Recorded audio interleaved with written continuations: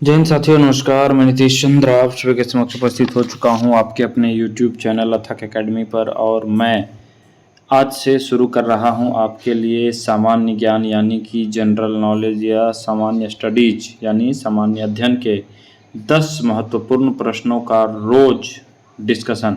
और इस कड़ी में आज हम इसकी शुरुआत कर रहे हैं, पहला दिन है। और इसी तरह आपको डेली 10 प्रश्न मैं लेकर के आऊँगा और उसका डिटेल्ड डिस्कशन आप सभी के समक्ष में कराऊँगा। जैसे कि आप देख सकते हैं जो भी क्वेश्चंस होंगे वो किस एग्ज़ाम में पूछे हुए होंगे उसका यहाँ पे टैग लाइन लगा हुआ होगा। जैसे ये क्वेश्चन एसएससी सीपीयू 2003 में पूछा हुआ है।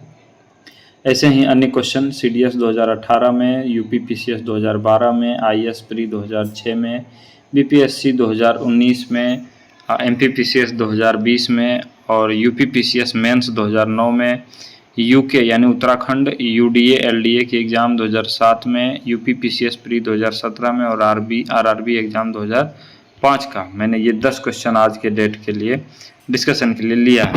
10 क्वेश्चन में इतना डिस्कशन मैं आपको कराऊंगा कि निश्चित तौर पर ये आपके कम से कम 50 क्वेश्चन के बराबर होगा, क्योंकि डिटेल्ड डिस्कशन यहाँ पे होने वाला है। अगर आप लोगों को मैं इतिहास से शुरुआत कर रहा हूँ, अगर आप लोगों को अन्य किसी विषय का पहले ज़रूरत हो, जैसे अगर इतिहास आप खुद से पढ़ सकते हैं, स्टैटिक जीके का अगर आपको ज़रूरत हो तो आप स्टैटिक जीके बोलिएगा। मैं जिसका ज़्यादा कमेंट होगा उस विषय का ही डिस्कशन में पहले चालू करूँगा। जो भी क्वेश्चन होगा वो प्रीवियस ईयर का होगा। और स्टैटिक जीके अगर आप लोग बोलेंगे तो स्टैटिक जीके में पिछले कई एग्जामों में स्टैटिक जीके का ट्रेंड बढ़ा है, उस ट्रेंड को फॉलो करते हुए ही मैं क्वेश्चन फ्रेम करके आपको डिस्कस कराने का प्रयास करूँगा। तो चलिए डिस्कशन शुरू करते हैं। इस कड़ी में आप जुड़े हमारे साथ। निश्चित तौर पर अगर आपका जीके यानी सामान्य अध्ययन कमज़ोर है तो इसको मैं हमारे साथ अगर आप डेली जुड़ेंगे तो इस 10 क्वेश्चन के जरिए मैं आपको डेली 50 से 60 क्वेश्चन का इस तरह रिवीजन कराऊंगा कि आपका सामान्य अध्ययन बहुत ही मजबूत हो जाएगा और नेक्स्ट लेवल का धीरे धीरे हो जाएगा, अगर आप 6 महीने का समय मुझे देंगे तो शुरुआत करते हैं। पुरातात्विक विधा का अभिप्राय क्या है? पहला क्वेश्चन है, पुरातात्विक विधा का तात्पर्य होता है शिलालेखों का अध्ययन। सिक्कों के अध्ययन को हम लोग कहते हैं न्यूमिज्मेटिक्स।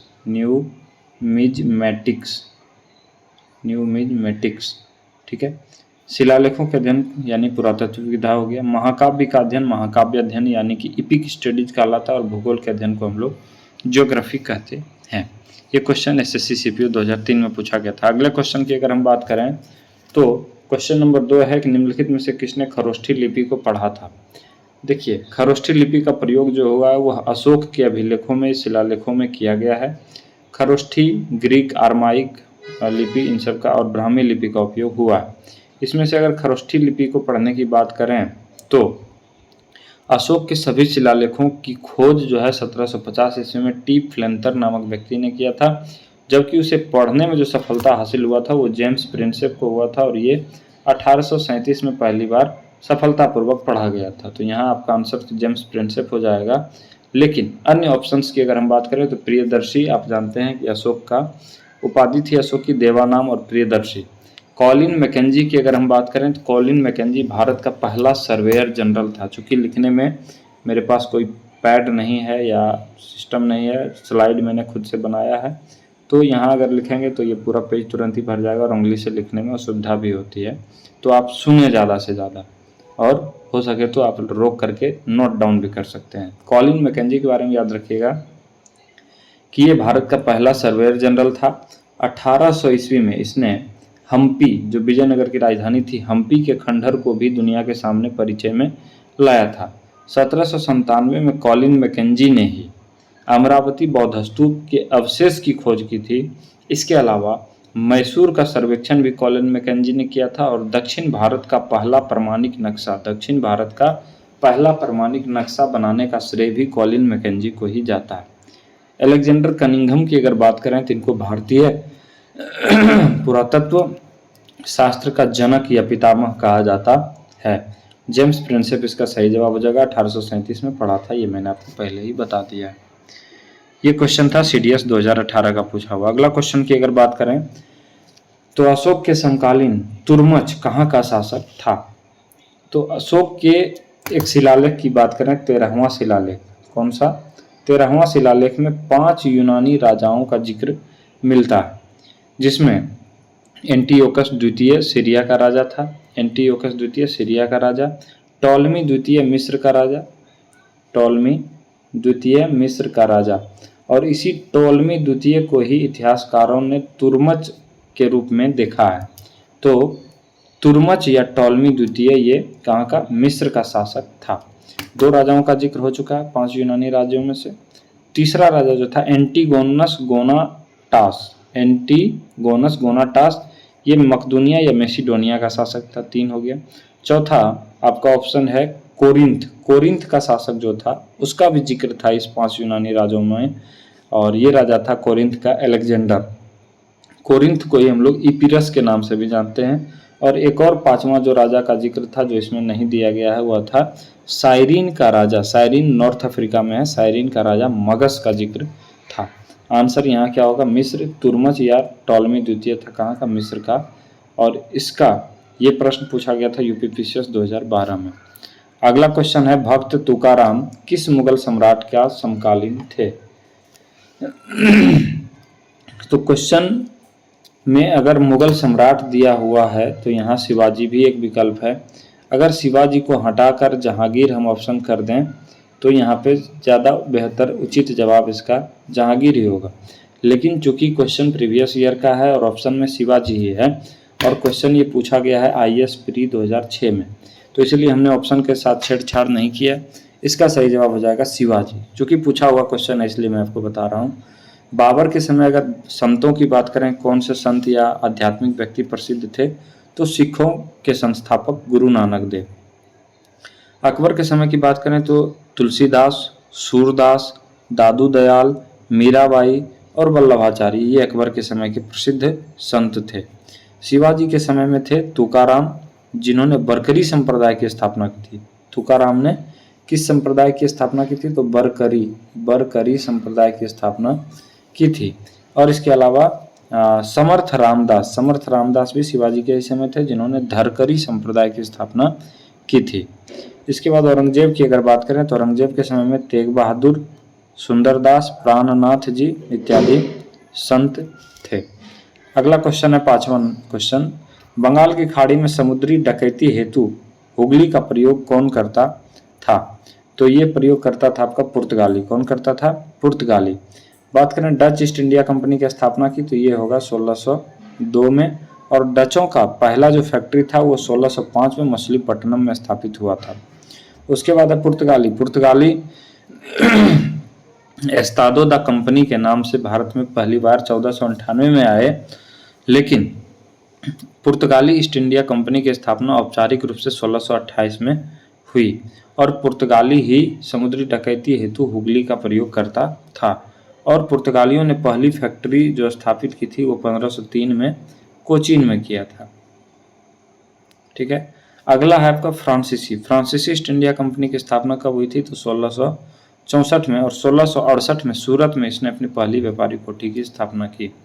अंग्रेजों की बात करें तो 1600 ईस्वी में अंग्रेज ईस्ट इंडिया कंपनी की स्थापना हुई, और अंग्रेजों ने 1611 में अस्थायी व्यापारिक कोठी मछलीपट्टनम में स्थापित किया, जबकि 1613 में सूरत में अपनी पहली व्यापारिक कोठी की स्थापना स्थापित की, जो अस्थायी रूप से रहा। ये क्वेश्चन बीपीएससी 2019 में पूछा गया था। अगला क्वेश्चन है भारत में दल विहीन प्रजातंत्र किसने प्रस्तावित किया था? तो आपके विकल्प के अनुसार देखेंगे तो एस.ए. डांगे जो थे ये सीपीआई के नेता थे। जयप्रकाश नारायण को यहाँ पे दल विहीन प्रजातंत्र प्रस्तावित करने के लिए जाना जाता है। इन्हें 1999 में, जयप्रकाश नारायण को लोकनायक के नाम से जानते हैं, इन्हें 1999 में भारत रत्न दिया गया था, और 1965 में जयप्रकाश नारायण को रेमन मैग्सेसे अवार्ड, जिसे एशिया का नोबेल कहते हैं, वह भी दिया गया था। राम मनोहर लोहिया, आचार्य नरेंद्र देव और जयप्रकाश नारायण, इन तीनों ने मिलकर कांग्रेस सोशलिस्ट पार्टी की स्थापना की थी, और महात्मा गांधी ने हरिजन सेवक संघ की स्थापना की थी। अगला क्वेश्चन, यह कथन हम भारत को या तो आज़ाद करेंगे या आज़ादी के प्रयास में दिवंगत होंगे किससे जुड़ा हुआ कथन है? तो आप जानते हैं कि महात्मा गांधी ने असहयोग आंदोलन, सविनय प्रज्ञा आंदोलन, चंपारण सत्याग्रह, इन तमाम सत्याग्रहों और आंदोलनों के जरिए देखा कि ये अंग्रेज ढीठ हैं और ये ऐसे सुनने वाले नहीं हैं। अंग्रेजों को अंग्रेजों की भाषा में ही जवाब देना पड़ेगा। और इसीलिए भारत छोड़ो आंदोलन की शुरुआत 8 अगस्त 1942 को जब हुई, तो 8 अगस्त 1942 को कांग्रेस के मुंबई वर्किंग कमेटी में ही महात्मा गांधी ने यह स्टेटमेंट दिया कि हम भारत को या तो आज़ाद करेंगे या आज़ादी के प्रयास में दिवंगत होंगे। तो और इसके साथ ही साथ एक नारा दिया, डू और डाई, यानी करो और मरो। तो यहाँ पे सही आंसर क्या हो जाएगा आपका, भारत छोड़ो आंदोलन। तो असहयोग आंदोलन की बात करें तो ये 1920 में शुरू हुआ था और चौरी चौड़ा कांड जैसे ही हुआ उसमें हिंसा के प्रश्न पर महात्मा गांधी अड़ गए और 12 फरवरी 1922 को बारदोली में एक मीटिंग बुला करके उन्होंने असहयोग आंदोलन को बंद कर दिया। सविनय प्रज्ञा आंदोलन 1930 में शुरू हुआ था। व्यक्तिगत सत्याग्रह 1940 में शुरू हुआ था। अगला क्वेश्चन है 8 नंबर, 1932 में पूना पैक्ट के बाद हरिजन सेवक संघ की स्थापना हुई, इसके अध्यक्ष कौन थे? तो पूना पैक्ट क्यों हुआ था सभी जानते होंगे। 1932 में ब्रिटेन के प्रधानमंत्री रैमजे मैकडोनाल्ड ने सांप्रदायिक पंचायत की घोषणा की थी, जिसमें दलितों के लिए अलग से निर्वाचन का प्रावधान किया गया था कि हर विधानसभा या लोकसभा जो भी है विधानमंडल की सीटों पर दलित पब्लिक जो है, दलित मतदाता अपने नेता को अलग चुनेंगे। तो ये सांप्रदायिक पंचायत था। इस पर महात्मा गांधी अड़ गए और वो उस समय पूना के यरवदा जेल में बंद थे। उन्होंने वहाँ पे 20 सितंबर 1932 से आमरण अनशन शुरू कर दिया। और जब आमरण अनशन चल रहा था गांधी जी का, तो BR अम्बेडकर जो सांप्रदायिक पंचायत के पक्ष में थे, उनको कुछ अन्य नेताओं ने मनाया और वो गांधी जी से समझौता करने के लिए गए। और 24 सितंबर को महात्मा गांधी के साथ उनका समझौता हुआ, जिसे हम लोग पूना पैक्ट के नाम से जानते हैं। इस समझौते में यह तय हुआ कि दलितों के लिए जो 71 सीटें आरक्षित थी उसे बढ़ाकर 147 कर दिया जाएगा, लेकिन दलितों के लिए अलग से निर्वाचन प्रणाली नहीं होगा। आरक्षण की सीमा को बढ़ा दिया गया। उसके बाद 24 सितंबर को यह समझौता हुआ और 26 सितंबर को महात्मा गांधी ने अपना अनशन तोड़ दिया और 30 सितंबर 1932 को, कुछ ही दिनों के बाद, 3-4 दिनों के बाद ही महात्मा गांधी ने एक संस्था स्थापित की और इस संस्था का नाम था अखिल भारतीय अस्पृश्यता निवारण संघ। अखिल भारतीय अस्पृश्यता निवारण संघ 1933 में इसी अखिल भारतीय अस्पृश्यता निवारण संघ का नाम बदलकर कर दिया गया हरिजन सेवक संघ। इसके जो पहले अध्यक्ष थे वह थे आपके घनश्याम दास बिड़ला और इसके पहले सचिव जो थे वो अमृतलाल विठल दास ठक्कर। ठीक है, तो ये डी नंबर ऑप्शन जो है ये क्या था, ये सचिव थे और अध्यक्ष घनश्याम दास बिड़ला जो एक उद्योगपति थे। जगजीवन राम को बाबूजी के नाम से जानते हैं। BR अम्बेडकर को भारतीय संविधान का जनक या निर्माता कहा जाता है। अगला क्वेश्चन 9 नंबर, किस वर्ष बंगाल के मिदनापुर जिले में जातीय सरकार की स्थापना हुई थी? भारत में 1942 यानी भारत छोड़ो आंदोलन के बाद अलग अलग कई क्षेत्रों में जातीय सरकारों की स्थापना हुई, जिसमें 1942 में 17 दिसंबर को तामलुक जिसको हम लोग मिदनापुर के नाम से ही जानते हैं, तामलुक में नेता सतीश चंद्र सामंत के नेतृत्व में, मुख्य नेता यही थे, जातीय सरकार की स्थापना हुई। ताम्रलिप्त जातीय सरकार भी इसे नाम दिया गया और ये 1944 तक सक्रिय रहा। इसी मिदनापुर के जातीय सरकार ने सशस्त्र सेना विद्युत वाहिनी नाम से सशस्त्र सेना का भी गठन किया था। उसके बाद बात करें आपका बलिया में 1942 में चित्तू पांडे के नेतृत्व में जातीय सरकार की स्थापना हुई। फिर 1943 में सतारा में जातीय सरकार की स्थापना हुई और इसका नेता जो था वह नाना पाटिल और वाईवी चौहान था। और याद रखिएगा कि सतारा का जो जातीय सरकार था ये 1946 तक चला। कब तक? 1946 तक चला, यानी सबसे लंबा जातीय सरकार ये था। इसके अलावा जातीय सरकार के अलावा आप सुनते होइएगा समानांतर सरकार। तो समानांतर सरकार क्या था कि अलग अलग कालखंड में देश में या विदेशों में अंग्रेजी सरकार के लेवल पे सरकार का गठन हुआ, जिसे समानांतर सरकार नाम दिया गया। इसमें जो सबसे उल्लेखनीय है 1915 में प्रथम विश्व युद्ध के दौरान काबुल में, काबुल कहाँ है तो अफगानिस्तान में, अफगानिस्तान के काबुल में राजा महेंद्र प्रताप द्वारा राष्ट्रपति बनकर समानांतर सरकार की स्थापना की गई। और इस समानांतर सरकार के राष्ट्रपति राजा महेंद्र प्रताप खुद हुए और प्रधानमंत्री के तौर पर मौलवी बरकतुल्लाह को चुना गया था। इस समानांतर सरकार को जर्मनी, रूस और ओटोमन साम्राज्य यानी कि तुर्की से मान्यता प्राप्त हुआ था। इसके अलावा 1943 में सुभाष चंद्र बोस द्वारा स्थापित आज़ाद हिंद सरकार के बारे में आपने सुना होगा। ये सिंगापुर में स्थापित हुआ था और आज़ाद हिंद सरकार को 9 देशों, जिसमें प्रमुख देश जो थे Germany, Germany, Japan, Italy, Philippines, Croatia और नानकिंग जो चीन के क्षेत्र में था, इन देशों सहित और कुछ देशों से, कुल मिलाकर 9 देशों से अंतर्राष्ट्रीय मान्यता देश के रूप में मिला था। तो यहाँ मिदनापुर के जातीय सरकार की स्थापना हो जाएगा सही जवाब 1942। पुनर्जागरण आंदोलन सबसे पहले कहाँ हुआ था? पुनर्जागरण आंदोलन की अगर बात करें तो ये भारत में भी हुआ है और यूरोपीय देशों में हुआ है, लेकिन यहाँ जो क्वेश्चन पूछा गया है विकल्प में देखेंगे तो सारे के सारे यूरोपीय ही देश हैं। तो पुनर्जागरण आंदोलन कहाँ शुरू हुआ, ये क्वेश्चन पूछा गया है आरआरबी एग्जाम यानी कि रेलवे रिक्रूटमेंट बोर्ड 2005 में। इटली में पुनर्जागरण आंदोलन सबसे पहले इटली में शुरू हुआ था और इसका केंद्र इटली का फ्लोरेंस शहर था। इटली का फ्लोरेंस शहर इसका केंद्र था पुनर्जागरण का। भारत में अगर पुनर्जागरण के केंद्र की बात करें तो बंगाल था। यूरोपीय पुनर्जागरण का जनक जिसको कहते हैं वो पेट्रार्क है। कौन है? पेट्रार्क को यूरोपीय पुनर्जागरण का जनक कहते हैं। भारतीय पुनर्जागरण का जनक राजा राममोहन राय को कहते हैं। और इटली का एक कवि था दांते को पुनर्जागरण काल का पहला महान लेखक कहते हैं। और ये पुनर्जागरण आंदोलन यूरोप में कब हुआ था तो 14वीं शताब्दी में ये शुरू हुआ था। तो इस प्रकार से आज हमने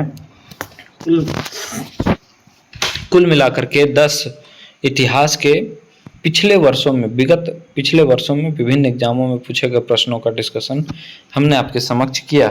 ये डिस्कशन और ये प्रश्नों का सिलेक्शन आपको कैसा लगा वो हमें कमेंट करके ज़रूर बताइएगा। और क्या आप ऐसे ही इतिहास की ही अभी डिस्कशन को जारी रखना चाहते हैं या आप किसी अन्य विषय पर डिस्कशन चाहते हैं? जिस विषय का कमेंट सबसे ज़्यादा होगा उस विषय का डिस्कशन या क्विज अगले दिन से होगा। तो ज़्यादा से ज़्यादा आप सभी इसमें कमेंट करके पार्टिसिपेट ज़रूर करें।